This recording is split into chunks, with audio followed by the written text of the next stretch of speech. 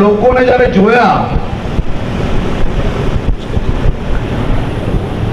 ત્યારે નક્કી થઈ ગયું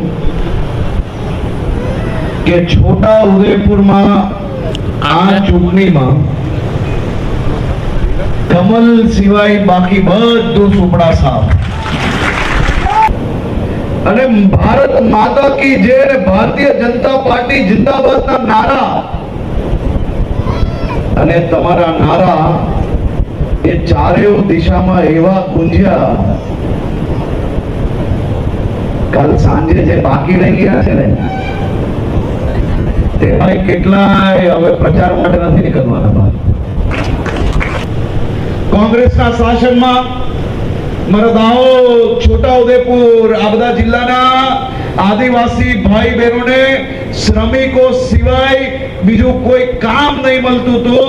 દિવસ રાત મજૂરી કરીને મારા આ આદિવાસી પરિવારો એમના ઘરનું ગુજરાન ચલાવતા હતા. એ આદિવાસી પરિવારોને આજે ભારતીય જનતા પાર્ટીના શાસનમાં છોટા ઉદેપુરના ગામોમાં કોઈક ગામમાં ડોક્ટર મળશે તમને, તો કોઈક ગામમાં એન્જિનિયર મળશે, કોઈક ગામમાં નાની નાની દીકરીઓ ભણીને એનું સપનું સાકાર કરીને નર્સિંગ બનીને આ દેશના લાખો લોકોની સેવા કરતા નજરે પડશે. આજે છોટાઉદેપુર ખાતે છોટાઉદેપુર જિલ્લામાં યોજાઈ રહેલી 32 જિલ્લા પંચાયતની સીટો, 150 જેટલી તાલુકા પંચાયતની સીટો અને બોડેલી નવી બનેલી નગરપાલિકાની જે 28 અને એમાં 6 બિનહરીફ થઈ છે, એટલે કે લગભગ 22 જેટલી બેઠકો માટે પ્રચાર અર્થે, કાર્યકર્તાઓમાં જોશ પૂરવા માટે અને ભારતીય જનતા પાર્ટીની રાજ્ય સરકારે કરેલી કામો